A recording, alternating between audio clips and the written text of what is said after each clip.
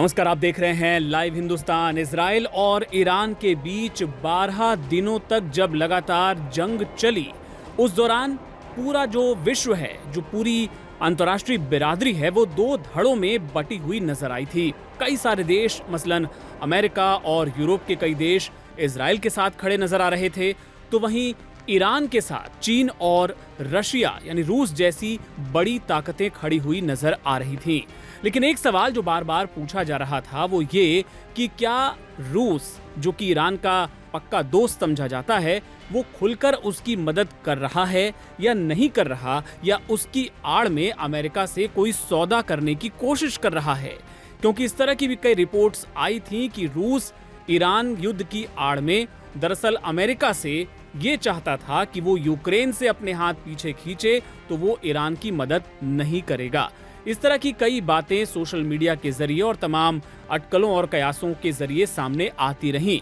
लेकिन अब एक ऐसा खुलासा हुआ है जिसके बाद इस बात में कोई शक नहीं रह जाता कि रूस ईरान का पक्का दोस्त है और पहले दिन से वो ईरान के साथ इस युद्ध में उसकी मदद कर रहा था। बल्कि जो खुलासा हुआ है उसके मुताबिक ये मदद ऐसी थी कि अगर रूस वो मदद ना करता तो ईरान के लिए इजराइल पर इस तरीके से ताबड़तोड़ हमले करना शायद संभव नहीं होता, या फिर उसमें काफी देरी हो जाती।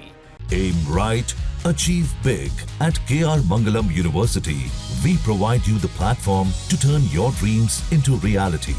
At KR Mangalam University.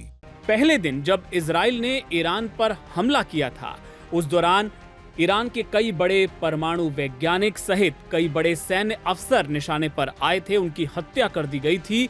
और इजराइल ने ये हमला इस सोच के तहत, इस मंशा के तहत किया था कि ईरान को इससे संभलने में काफी वक्त लग जाएगा।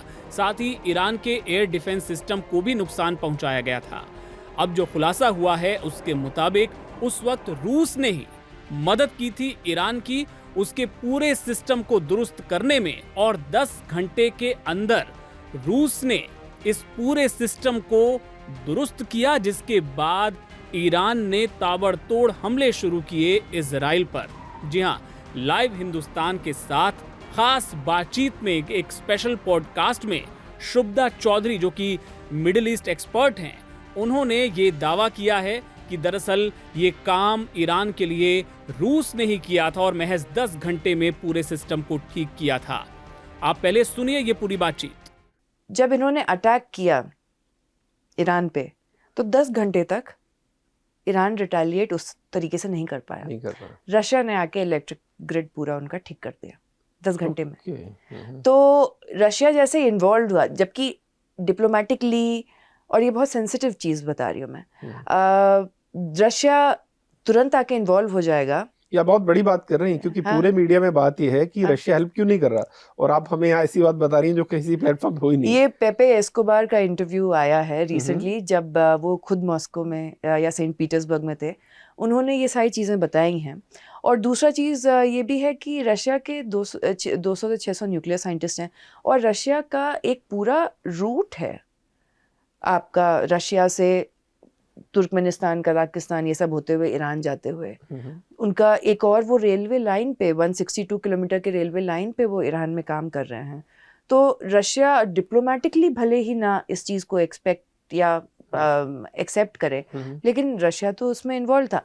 और इसके अलावा क्या कुछ हुआ था, और भी कई महत्वपूर्ण बातें शुभदा चौधरी ने इस पॉडकास्ट में बताई हैं, जिसका लिंक आपके साथ हम कमेंट बॉक्स में भी शेयर कर देंगे। इसके अलावा आई बटन पर भी आपको उसका लिंक मिल जाएगा। ये पूरा पॉडकास्ट जाकर देखिए, इसमें बहुत सारी ऐसी जानकारियां हैं जो आपको चौंकाएंगी, और साथ ही कैसे इजराइल और अमेरिका ने ये पूरा खेल रचा था, इसका खुलासा किया है Middle East expert Shubhada Chaudhary ने। तो ये पॉडकास्ट जरूर देखिए, और मिडिल ईस्ट से जुड़ी तमाम खबरों के लिए बने रहिए लाइव हिंदुस्तान के साथ।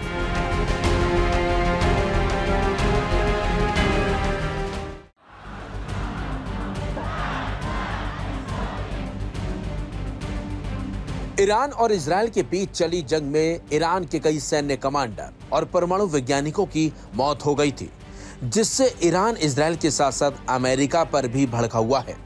ईरान में जब सैन्य कमांडरों और वैज्ञानिकों को अंतिम विदाई दी जा रही थी, उस समय लाखों की संख्या में लोग इकट्ठा हुए थे और ईरानियों ने नेतन्याहू और ट्रंप के खिलाफ नारेबाजी भी की थी। इसी बीच ईरान के शीर्ष शिया धर्मगुरु ने अमेरिकी राष्ट्रपति डोनाल्ड ट्रंप और इजराइल के प्रधानमंत्री बेंजामिन नेतन्याहू के खिलाफ फतवा जारी किया है। इस फतवे में उन्होंने दुनिया भर के मुसलमानों से एकजुट होने की अपील की है। मीडिया रिपोर्ट्स के मुताबिक अयतुल्ला नसीर मकरम शिराजी ने फतवा जारी किया है, जिसमें ट्रंप और नेतन्याहू को दुश्मन बताया है।